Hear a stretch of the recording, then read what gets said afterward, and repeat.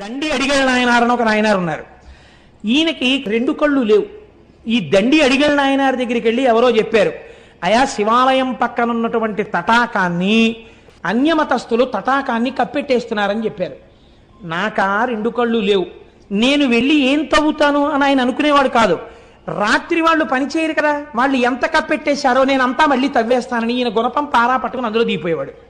వాళ్ళు కొన్ని వందల మంది కలిసి కప్పెట్టేవారు. ఈయన ఒక్కడు అంధుడు దిగేవాడు. దిగి పారతో వేసేసి అది ఎటు వేస్తున్నాడో కూడా తెలియదు ఆయనకి పాపం. తడుముకుంటూ వెళ్ళి పైన వేసేసి నేను మళ్ళీ శివుడికి తటాకం తవ్వేస్తున్నాను అనేవాడు. ఒకరోజు తెల్లవారిపోయిందని తెలుస్తుందా? తెలియదు ఆయనకు, అంధుడు. అన్యమతస్థులు వచ్చేసారు. వచ్చేసి చూశారు, హోరి గుడ్డివాడా అంధుడా, మేము కప్పెట్టే తటాకాన్ని నువ్వు తవ్వగలిగిన మొనగాడివా, నువ్వు తవ్వుతావురా అంధుడివి అన్నాడు. ఆయనకి ఎక్కడలేని కోపం వచ్చేసింది, మూర్ఖత్వం వచ్చేసింది ఆ కోపంలోంచి. ఏమన్నారా నన్ను అంధుడు అన్నారా?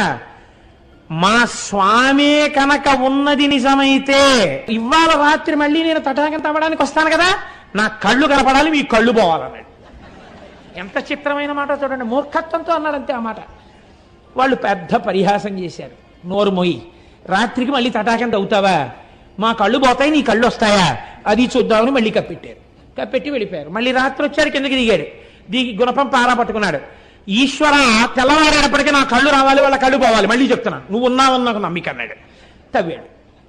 ఇప్పుడు ఈశ్వరుడు సంకటంలో పడ్డాడు. మహాభక్తుడు అన్నమాట నిజం చేసి తీరాలి, నచ్చ చెప్తే విండవు. కాబట్టి తెల్లవారుతోంది, ఈయనకి కళ్ళు వచ్చాయి, వాళ్ళకి కళ్ళు పోయి, అందరికీ కళ్ళు పోయి. ఈ విషయం మహారాజుకు తెలిసింది. రాజు స్వయంగా బయలుదేరి వచ్చాడు. ఇన్నాళ్ళు వీళ్ళు చేసినదంతా అసత్య ప్రచారం కనుక వీళ్ళ నాలుకలు కూడా కోసేయండి అన్నాడు.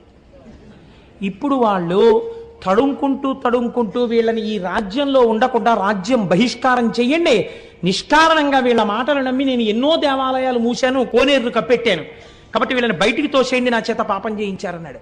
వాళ్ళు తడుముకుంటూ రాజ్యంలోంచి బయటికి వెళ్ళిపోయారు.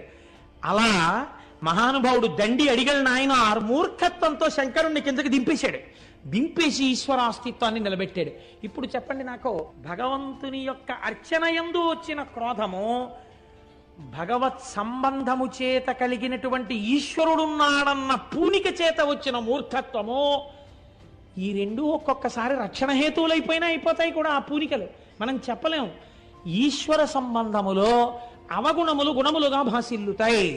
ఇది ఎవరికైనా, ఎంతటి వారికైనా.